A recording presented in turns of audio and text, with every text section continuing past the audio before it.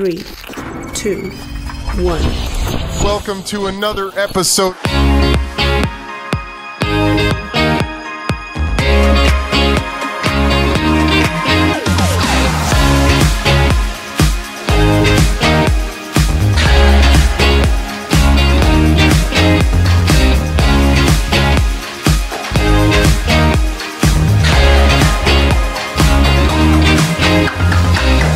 Baik, selamat malam sahabat cerdas, kembali lagi di Podcast Seru. Kali ini ada di episode yang pertama di tahun 2025. Nah, kali ini kita ada di studio baru dan kita akan melakukan podcast di sini. Kali ini dengan narasumber saya yang 2 tahun lalu siaran bareng dan alhamdulillah di bulan Februari ini, tanggal 18 Februari 2025 melakukan siaran lagi nih. Ada Ibu Dian Palopi Kristiani selaku Kepala Bidang Infrastruktur dan Kewilayahan Badan Pembangunan Daerah Kabupaten Gresik. Selamat malam Ibu, apa kabar? Selamat malam Mas Ruzar, alhamdulillah baik. Lagi sibuk apa nih Ibu Dian? Sibuk awal tahun. Bapeda kalau di awal tahun kan selalu kena siklus perencanaan. Jadi kita sibuk-sibuknya ini mulai dari mempersiapkan perencanaan dari mulai musrenbang kelurahan, musrenbang kecamatan, nanti persiapan musrenbang kabupaten dan juga menyiapkan RKPD di 2026 gitu. Tapi fisik aman kan Bu? Karena kan lagi musim pancaroba nih, hujan panas ya gitu. Aman kan Bu? Insya Allah. Insya Allah. Yep. Kadang kan ada yang hujan panas dan sakit gitu kan. Lalu juga gerimis terus. Jadi untuk yakni sahabat cerdas di luar sana tetap dijaga kesehatannya. Baik. Yep. Di malam hari ini kita akan membahas mengenai infrastruktur ya. Dan ya mesti kalau sama Bu Dian kita akan membahas mengenai pembangunan perencanaan seperti itu. Tidak luput dari pembangunan di Kabupaten Gresik. Baik. Nah, kita akan membahas mengenai indeks kepuasan layanan infrastruktur dan nanti mungkin akan dijelaskan sama Bu Dian. Nah, Bu Dian mengenai infrastruktur nih di Gresik dan juga di tahun 2025 ini apa sih Bu yang direncanakan di tahun ini Bu? Ya, mungkin bisa di-spill dulu nih. Oke, makasih Mas Ruzar. Jadi teman-teman sekalian yang mungkin nanti menyimak begitu, jadi indeks kepuasan layanan infrastruktur atau disingkat menjadi IKLI itu adalah indeks yang memang sudah kita tentukan dan diukur dan dituangkan di dalam Perda nomor 2 tahun 2021 tentang RPJMD Kabupaten Gresik 2021-2026. Kita ini kan tahun terakhir, insya Allah nanti Pak Bupati dan Wakil Bupati terpilih yang pelantikan tanggal 20 Februari ini 6 bulan ke depan kita akan memiliki Perda RPJMD baru. Tapi karena ini masanya masih berlaku Perda yang lama, maka kita mengikuti Perda yang lama dan di sana dituangkan bahwa kita harus punya nih ukuran atau indikator bagaimana tingkat kepuasan masyarakat terhadap layanan infrastruktur yang disediakan oleh pemerintah kabupaten begitu. Nah, tingkat layanan ini dilandasi pada teori kepuasan masyarakat. Jadi ada kesan kinerjanya seperti apa kinerja di pemerintah daerah, kemudian nanti harapannya seperti apa di masyarakat. Ini sangat bermanfaat sekali untuk bisa melakukan penilaian terhadap kinerja pemerintah daerah, terutama di sektor infrastruktur. Baik, berarti ini juga masyarakat langsung kena ya Bu ya? Iya, masyarakat langsung merespon. Juga. Kami sudah menyiapkan. Jadi semacam tool. Jadi masyarakat tinggal responden atau kuesioner via online begitu. Teman-teman nanti bisa mengisikan seluruh komponen masyarakat siapapun itu yang memang memiliki kemauan untuk berperan aktif terhadap pembangunan pemerintah Kabupaten Gresik, silahkan untuk mengisi di mana di dalamnya nanti bisa diukur bagaimana tingkat kepuasan masyarakat. Oh, jadi masyarakat bisa langsung merespon melalui mungkin aplikasi atau link gitu ya Bu ya? Link, betul. Link. Baik, nah Bu, kalau mengenai infrastruktur nih, apa sih yang paling yang paling disebut atau yang sering dikeluhkan di Gresik ini Bu untuk untuk apakah itu jalan, apakah itu mengenai drainase, apakah mengenai pengairan dan lain-lain, apa tuh? Jadi infrastruktur yang akan kita ukur di dalam indeks kepuasan layanan infrastruktur ini ada 6. Jadi yang pertama itu adalah jalan dan jembatannya. Jadi jalan dan jembatan itu sudah mulai dari jalan nasional, kemudian jalan kabupaten, jalan provinsi dulu ya, terus kemudian jalan kabupaten, kemudian jalan desa atau jalan poros desa, kemudian jalan lingkungan, dan terakhir itu adalah jembatannya, jadi penghubungnya begitu. Terus kemudian yang kedua itu adalah transportasi. Transportasi itu karena kewenangannya kami mengukurnya dari transportasi darat dan transportasi laut. Pun berikut dengan prasarananya berupa terminal itu juga kita ukur bagaimana kinerjanya dan sebagainya. Karena kami juga memiliki beberapa terminal yang diwenangi oleh pemerintah daerah kabupaten. Kemudian yang ketiga itu air bersih. Terus kemudian itu mulai dari sumber mata airnya, hulunya, terus kemudian pipanisasi dan pelayanannya.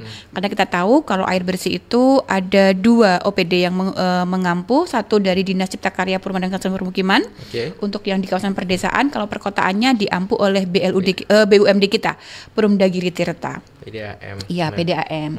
Terus yang keempat itu adalah irigasi. Terus yang kelima adalah perumahan dan kawasan permukiman, di mana di dalamnya ada beberapa variabel, yaitu drainase, kemudian persampahan, kemudian kelistrikan, kemudian telekomunikasi. Terus yang terakhir adalah ruang publiknya, baik itu trotoarnya ataupun open space-nya atau tempat bermainnya atau ruang terbuka hijaunya. Nah itu berarti cukup banyak yang komprehensif yang kami ukur dan kami nilai.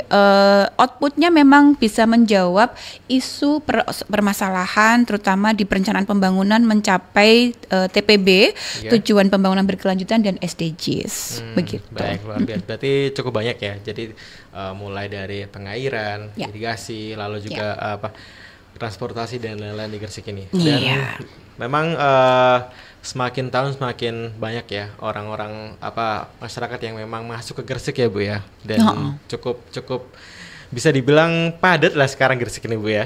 Alhamdulillah makin ramai juga. betul. Alhamdulillah. Nah, mengenai Iklis sendiri ini Bu, tujuannya untuk apa sih Bu? Jadi tujuannya Iklis sendiri itu sebenarnya adalah untuk bisa mengukur tingkat kepuasan masyarakat, tadi saya jelaskan, terhadap pelayanan infrastruktur yang sudah disediakan oleh pemerintah daerah.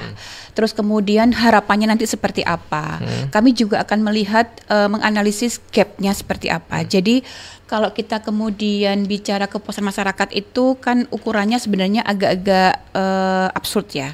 Tapi itu perlu kita lakukan karena kita juga perlu melihat, menganalisis kembali apakah yang sudah kita bangun itu sudah sesuai dengan kebutuhan masyarakat, kemudian apakah yang sudah kita bangun itu sesuai dengan ketentuan teknis yang sudah ditentukan oleh pemerintah pusat sehingga mampu untuk mengatasi persoalan-persoalan implementatif yang paling mendasar yang dirasakan oleh masyarakat Kabupaten Gresik. Endingnya tetap saja pada kesejahteraan masyarakat Kabupaten Gresik. Begitu sih, Mas. Baik, berarti memang untuk untuk masyarakat sendiri yang ada di Gresik seperti ini. Dan memang untuk memang aduan-aduan itu sangat banyak sekali. Jadi kami sendiri di Kominfo itu menerima banyak sekali aduan-aduan ya. Yang utama sih mengenai jalan sih Bu, mengenai jalan, lalu juga sistem pengairan gitu seperti itu. Memang banyak laporan yang ada yang nggak nyala seminggu, ada yang mungkin jalan berlubang. Padahal itu sudah diupdate di Pemkab Gresik, di Instagram Pemkab Gresik gitu. Nah harusnya memang sering-sering dilihat di Pemkab Gresik agar pembangunan itu sudah ada loh, ini kita update terus itu. Tapi ya namanya netizen memang kita harus sering-sering mengupdate. Nah, baik Bu. Nah, untuk Iklis sendiri ini siapa nih Bu yang bertanggung jawab dalam penyusunan Iklis ini? Kalau IKLI karena itu konteksnya ke perencanaan, kemudian kita juga membutuhkan indeks ini untuk bisa melihat ke depan nanti kita menyusun strategi seperti apa, kebijakannya seperti apa. Maka IKLI diampu oleh Bapeda Kabupaten Gresik, Badan Perencanaan Pembangunan, Penelitian dan Pengembangan Daerah Kabupaten Gresik. Jadi kami yang selaku koordinator bekerja sama dengan beberapa OPD terkait. Tadi 6 variabel sektor IKLI tadi kan diampu oleh beberapa OPD. Satu mungkin Dinas PUTR, kemudian Dinas Cipta Karya Perumahan dan Kawasan Permukiman, terus kemudian Dinas Perhubungan, kemudian Dinas Lingkungan Hidup. Maka komponen-komponen ini yang kita lakukan untuk bisa menganalisis apakah program dan kegiatan yang sudah kita lakukan, kemudian yang sudah dirasakan oleh masyarakat itu sudah apple to apple atau sudah selaras begitu ya dengan perencanaan pembangunan yang pertama, dan kebermanfaatannya kepada masyarakat nanti seperti apa. Itu yang kita harapkan respon balik dari masyarakat akhirnya keluar yang IKLI ini. Di IKLI ini nanti ke depan Bapak Ibu sekalian ini juga bisa kami tujuannya sebenarnya adalah salah satunya itu untuk menganalisis kondisi existing kita nanti seperti apa. Tadi Mas Roza sudah menceritakan banyak keluhan-keluhan ya dari masyarakat. Ini hal yang sangat-sangat baik buat kami untuk bisa kami melakukan assessment, menganalisis kembali apakah yang sudah kita lakukan itu kekurangannya ada di mana. Apakah di sektor teknisnya atau tata kelolanya atau pengaduannya atau kelembagaannya dan sebagainya. Nah, ini juga kami lakukan begitu. Terus kemudian ketika kemudian saat ini kita himpun mungkin 3 top teratas tadi yang disampaikan Mas Rozar sudah menjadi ini ya isu yang krusial ya, air bersih, jalan, terus kemudian banjir. Nah itu. Nah, artinya ini akan mempengaruhi prioritas pembangunan di tahun-tahun berikutnya, dan itu juga mempengaruhi alokasi pendanaan di tahun-tahun berikutnya, walaupun kita juga punya prioritas pembangunan yang lain, terutama yang sifatnya mandatory spending, kemudian dari pusat, terus kemudian pemenuhan standar pelayanan minimal dan sebagainya. Tapi dengan kemudian kita bisa merangkum kebijakan kearifan lokal dengan isu yang sudah ada di masyarakat. Nah, ini kita coba himpun kembali, nanti kita tentukan prioritas pembangunannya ke arah sini begitu. Ini sebagai bagian dari perencanaan pembangunan daerah juga begitu. Nah, IKLI ini juga merupakan bagian tadi kalau disampaikan Mas Rozar bahwa kita sudah banyak loh memberitakan, menyampaikan kinerja kita di semua sektor lini, baik itu di media sosial ataupun di media-media yang lain begitu ya. Tapi ini juga bagian wilayah pemerintah Kabupaten Gresik untuk bisa mencapai transparansi dan akuntabilitas. Jadi harapannya nanti kita bukan pemerintah daerah yang anti kritik, tidak juga gitu. Kritik itu sangat perlu buat kami, tapi kritik yang membangun begitu ya. Kritik yang memiliki dasar yang kuat untuk bisa kita tentukan datanya memang kondisinya memang panjang jalan yang sudah diselesaikan seperti ini mungkin ya kalau dilihat dari sektor pembangunan jalan. Terus kemudian pelayanan bisnisnya sudah sebanyak ini persentasenya. Nah, kita perlu kemana lagi untuk bisa menuntaskan sampai kemantapan jalan 100% mungkin. Terus kemudian pelayanan air bersih 100% sesuai dengan target-target yang telah ditentukan oleh kementerian, baik itu kementerian pusat ataupun dari pemerintah provinsi. Dan itu juga bagian-bagian kami untuk bisa melakukan analisis, dan dari IKLI ini juga kita bisa menganalisis untuk gap-gap tersebut begitu. Oke, baik. Nah, Bu, kalau misal ini agak out of topic dari IKLI. Nah, untuk di Gresik sendiri sih apa nih, Bu? Selain jalan, selain air dan mungkin irigasi, apa nih, Bu? Keluhan masyarakat atau yang diperlukan masyarakat dalam membangun infrastruktur yang lainnya, kayak mungkin ruang terbuka hijau atau tempat-tempat untuk olahraga atau seperti apa gitu, Bu? Ya, jadi kalau dilihat dari sisi pembangunan fisik gitu ya, kita tidak bicara kita mengesampingkan infrastruktur layanan dasar dulu ya. Kalau itu pasti harus disediakan begitu ya. Tapi untuk bisa kemudian menuju ke livable city begitu ya, kota yang ramah layak huni, kota yang kota layak anak begitu. Nah, ini banyak infrastruktur yang harus kita sediakan, terutama untuk menciptakan ruang-ruang terbuka publik, kemudian yang bisa menjadi pertemuan warga masyarakat secara gratis, kemudian tempat healing gratis begitu.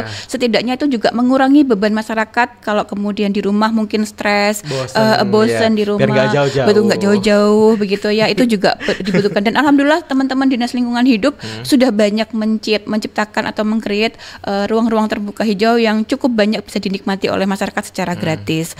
Kemudian kita juga perlu mempertimbangkan bagaimana wilayah-wilayah kita itu satu, saat ini kan sentimennya banyak yang korban bullying begitu, yang di leveling pelajar, masyarakat, kemudian KDRT pun demikian. Maka skematik sistem yang harus kita bangun itu yang memang harus bisa mengakomodir infrastruktur yang layak anak, kemudian bagaimana tata kelolanya agar bisa kasus-kasus ini sedemikian rupa bisa ditahan begitu, infrastrukturnya juga sudah aware terhadap itu, terus kemudian mempertimbangkan isu gender, mempertimbangkan isu kerentanan dan inklusif yang pastinya. Nah seperti itu sih Mas Ruzar. Baik, karena memang di Gresik sangat banyak sangat banyak masyarakatnya mulai banyak sekarang dan makin tumbuh juga dan memang sangat butuh tempat-tempat yang buat ruang terbuka hijau yang memang buat orang kumpul, entah itu melakukan apa aja, mungkin sekedar bengong ataupun galau atau dengerin musik gitu kan, biar nggak jauh-jauh di sebelah gitu kan. Betul. Bisa di Gresik aja. Bisa di Gresik aja. Baik Bu. Tadi kan kita juga membahas mengenai tujuannya IKLI itu apa, lalu siapa yang mengampu, lalu juga pengertiannya. Nah, next nih bagaimana hasil survei IKLI dapat mempengaruhi perencanaan pembangunan infrastruktur di masa datang. Oke. Jadi tadi sempat saya singgung bagaimana IKLI itu bisa mempengaruhi perencanaan pembangunan ke depan begitu ya. IKLI itu kan salah satunya kita melakukan analisis kondisi existing, evaluasi di 2024. Kemarin ya, setahun kemarin. Jadi pembangunan yang sudah dilaksanakan di 2024, kita lakukan SKM, jadi survei kepuasan masyarakat melalui metode IKLI ini. Terus kemudian kita lihat tuh kinerja infrastrukturnya seperti apa. Nah, dari sini kita dapatkan angka-angka. Jadi metodenya itu kita menggunakan metode sampling dengan responden yang sudah terwakili dari berbagai macam kriteria demografi begitu ya, usia, gender dan sebagainya. Terus kemudian hasilnya kita skalakan, ada skala Likert-nya, jadi ada yang baik, buruk, terus kemudian baik, sangat baik begitu. Ada empat skala. Nah dari situ kita bisa melihat nih, dan itu kita bagi juga jadi per item variabel yang infrastruktur yang akan kita akan kita surveikan begitu, itu kita ukur tiap masing-masing kinerjanya seperti apa. Jadi kita akan tahu nih kinerja jalan nasional seperti apa terhadap respon masyarakat. Kemudian jalan provinsi seperti apa, air minum seperti apa. Jadi masing-masing sudah punya. Walaupun kita nanti akan mengkalkulasi keseluruhan menjadi angka yang kita akan sampaikan sebagai bagian dari pelaporan kinerja 2024 sebagai bagian dari penilaian. Nah itu, jadi ini pertama yang kita lakukan. Terus kemudian dari situ kita akan menentukan kebijakan dan strategi tahun berikutnya. Kita akan lakukan di 2025, kinerja 2024. Tapi ini juga sudah bisa kita lakukan untuk merumuskan program dan kinerjanya di tahun 2026. Karena kan saat ini kita dalam proses nih, mulai merencanakan 2026, mulai masuk ke dalam RKPD, mulai dari Ranwal RKPD, kemudian nanti RKPD akhir. Pun juga tahun ini merupakan tahun yang spesial karena kita juga menyusun selain RKPD annually tahunan begitu ya, kita juga menyusun RPJMD Kabupaten Gresik 2025-2029, masa bakti Pak Bupati yang baru dengan Pak Wabub yang baru begitu terpilih. Nah ini jadi siklus ini akan kita lakukan untuk bisa menilai ketika ada IKLI itu juga bisa menentukan, oh ternyata program prioritasnya ke depan yang ini nih, karena ini yang sangat dibutuhkan masyarakat begitu. Tingkat kepuasan yang mungkin tidak lebih baik dengan yang faktor yang lain itu bukan sebagai rapot yang buruk sebenarnya. Yang perlu kita lakukan adalah melakukan assessment terhadap kita masing-masing, apa yang kurang, kemudian di mana kekurangannya, nanti ke depan mau seperti apa solusinya. Yang penting solusinya ada, kemudian itu juga untuk kebermanfaatan bagi masyarakat. Begitu ya. Berarti yang penting ada solusinya. Ada solusinya, betul. Terus kemudian ini juga akan merumuskan kebijakan ke depan. Nah, ini juga menjadi bagian dari langkah awal kami dari data empiris kami. Kemudian berikutnya itu tadi saya sampaikan bahwa ini juga bagian dari transparansi dan akuntabilitas pemerintah daerah yang memang diwajibkan begitu, yang juga merupakan bagian dari tanggung jawab kita kepada masyarakat. Terus selanjutnya ini juga bagian dari inovasi. Jadi ketika kita mendapatkan masalah nih, ada persoalan yang mendasar. Terus kemudian faktor, sebenarnya variabelnya kan dari tahun ke tahun karena ini mandatori ya. Itu saja yang diukur gitu. Tapi kan sebagai manusia kita kan juga tahu bahwa ada peluang-peluang kita untuk melakukan inovasi. Nah, kalau muncul persoalan semacam ini, kita punya inovasi apa nih untuk segera mengatasi? Pemerintah Kabupaten Gresik saya yakin dengan seluruh OPD-nya, dengan seluruh jajarannya di bawah pimpinan Pak Bupati, dan kalau sebelumnya Pak Bupati dan Ibu Wakil Bupati, nanti ke depan Pak Bupati dengan Bapak Wakil Bupati, betul, dengan seluruh jajarannya kami berusaha keras untuk melakukan inovasi-inovasi baru yang mempercepat proses birokrasi, mempercepat pengentasan masalah di masyarakat, terutama kalau kita bicara infrastruktur, apa yang bisa kita lakukan. Contoh sekali yaitu Kali Lamong. Kali Lamong itu kan persoalan banjir yang sudah mungkin tiap tahun ya Bu, bertahun-tahun, betul. Jangankan tiap tahun, beberapa periode pun juga mengalami persoalan yang sama begitu. Kita kan objeknya sama nih. Objeknya sama, Kali Lamong. Tapi bagaimana kemudian kita mengatasi persoalan itu tergantung variabel masing-masing begitu kan ya.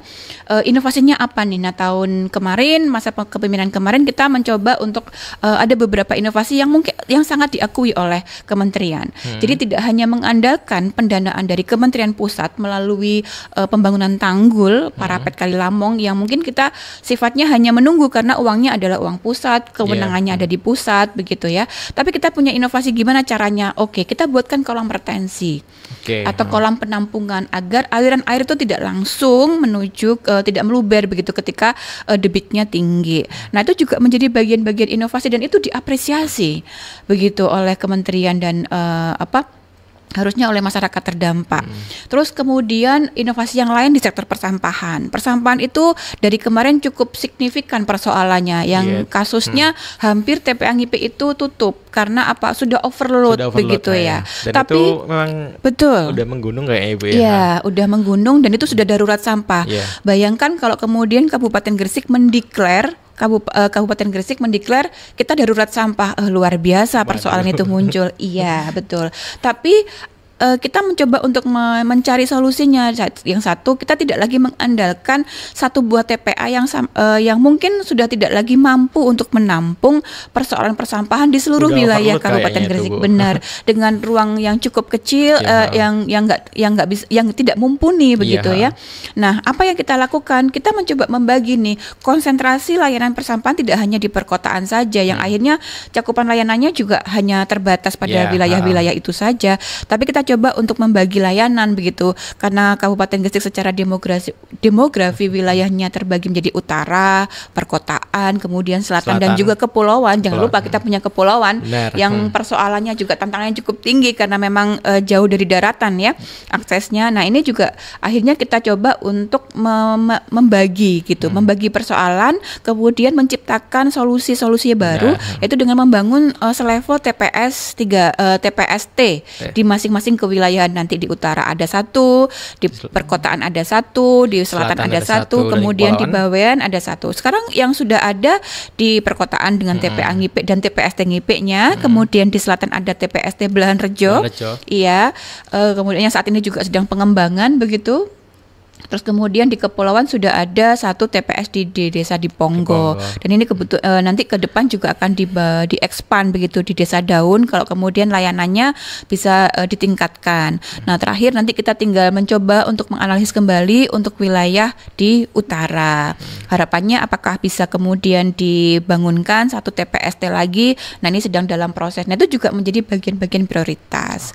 Begitu sih. Luar biasa. Berarti ya memang harus ada solusinya kan Bu ya. Betul. Dan memang sempat terpikirkan kalau waktu ada dulu itu bahas masalah sampah lah gitu kan. Kalau di Bawean buangnya di mana ya? Gitu. Nah, itu sempat ya muncul. Di mana ya? Gitu kan. Terus akhirnya memang dan dibangunkan sekarang Bu ya, sudah ada TPST di desa. Di Pongo ya. Waktu itu juga sempat lewat ya. Iya kan waktu peresmian juga itu kan. Nah, baik dan ngomongin masalah kayak Lampung tadi. Juga itu kan hampir tiap tahun ya Bu ya kalau nggak salah menjadi PR kita bersama. Dan itu untuk tahun ini apakah separah dulu Ibu kalau di daerah sekitar? Alhamdulillah Mas Rozar. Jadi kalau melihat laporan capaian, dan saya lihat tadi di IG-nya Pemkab juga begitu ya, bahwa ada testimoni dari masyarakat bahwa saat ini Desa Cerme, Menjeng, Balong Panggang yang dulunya mungkin secara annual tahunan sudah banjir itu sudah seperti berkawan begitu ya. Jadi mereka sudah melakukan adaptasi terhadap mitigasi bencana sepertinya begitu. Sekarang surutnya lebih cepat begitu. Ya mungkin ada wilayah-wilayah yang masih tergenang, tapi tergenangnya itu tidak lama begitu. Kalau mungkin dulu sampai sehari, 2 hari, 3 hari, sekarang sudah tinggal jam saja begitu. Berhari-hari sekarang sudah tinggal jam saja, sudah cukup lebih cepat surutnya. Nah ini kan juga menjadi bagian. Dan jangan lupa kemudian teman-teman dari bidang PSDA, sumber daya air di Dinas PUTR itu sangat-sangat inovatif begitu ya.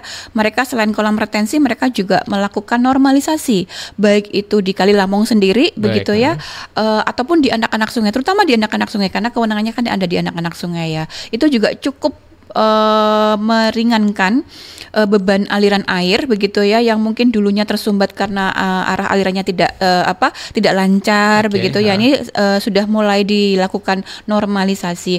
Memang secara bertahap karena kita tahu kekuatan fiskal kita juga terbatas begitu. Jadi tidak semua kemudian bisa kita tangani, tapi yakinlah bahwa step by step dan yang kita tentukan adalah yang prioritas begitu.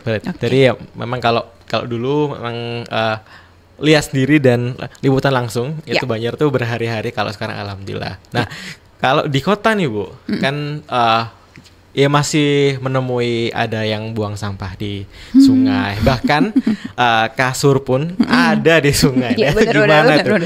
Itu kok bisa kasur segede itu masuk ke saluran dan membuat banjir. Dan biasanya kalau banjir tuh di daerah-daerah pasar ya Bu ya, kalau di kota ya, di kota sendiri tuh. Ya. Dan itu parah sih itu. Itu memang ya ini PR kita bersama untuk mengedukasi masyarakat untuk membuang sampah pada tempatnya, bukan di selokan ataupun di gorong-gorong. Itu sih betul. Luar biasa itu. Baik. Nah Bu, kita balik lagi nih. Kan tadi kan disebutkan nih mengenai hasil surveinya itu apakah mempengaruhi tadi, terus kemudian bilang ada aspek-aspeknya juga kan, dan skala prioritas. Nah, mengenai kapan dilaksanakannya itu mengenai IKLI ini Bu? Oke. Program penyusunannya. Oke. Jadi IKLI ini surveinya sudah kami lakukan. Jadi ada 2 metode. Yang pertama kami menggunakan metode online. Jadi Bapak Ibu seluruh masyarakat silahkan untuk bisa mengakses. Pengumumannya ada di IG kami, juga ada di IG Pemkab Gresik dan Suara Gresik begitu ya, sebagai bagian kanal dari pemerintah Kabupaten Gresik gitu. Terus IG Bapeda pun juga demikian, silahkan diakses untuk bisa menginput atau memasukkan. Tinggal diklik aja Bapak Ibu sekalian. Itu yang kami lakukan agar bisa menjangkau responden yang paling luas begitu di seluruh wilayah Kabupaten Gresik. Tapi kami juga melakukan survei secara offline. Jadi ada tim surveyor kami yang sudah kami turunkan ke bawah untuk bisa kemudian menggali. Jadi kalau tim survei offline tidak hanya sekedar mengisi form-form yang sudah yang sudah kami sediakan, tapi juga melakukan depth interview. Karena kami juga langsung datang ke masyarakat ya. Betul. Karena kami juga pengen mimpinya masyarakat itu seperti apa sih? Harapannya seperti apa sih? Tidak hanya kemudian melakukan justifikasi terhadap apa yang sudah kita lakukan, itu juga kami terima sebagai bagian dari kritikan, bagian dari asesmen kami, tapi kami juga berharap apa sih yang mereka inginkan ke depannya seperti apa? Maunya Kota Gresik itu di sisi layanan infrastrukturnya seperti apa? Nah, ini nanti akan kami combine begitu. Ini juga menjadi analisis yang sangat-sangat menarik yang kemudian kita bisa masukkan ketika forum Musrenbang Kabupaten.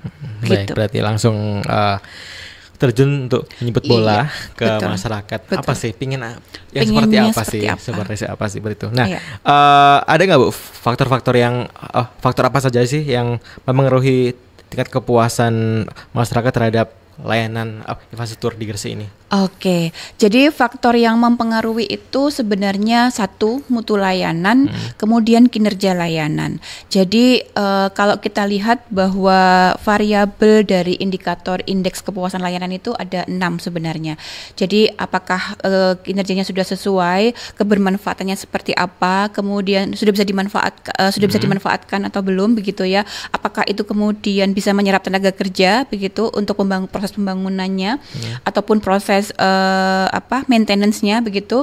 Terus kemudian apakah ini nanti bisa meningkatkan pertumbuhan ekonomi dan kemudian mengeleverage kembali percepatan pembangunan Kabupaten Gresik. Nah, itu yang kami masukkan ke dalam IKLI ini.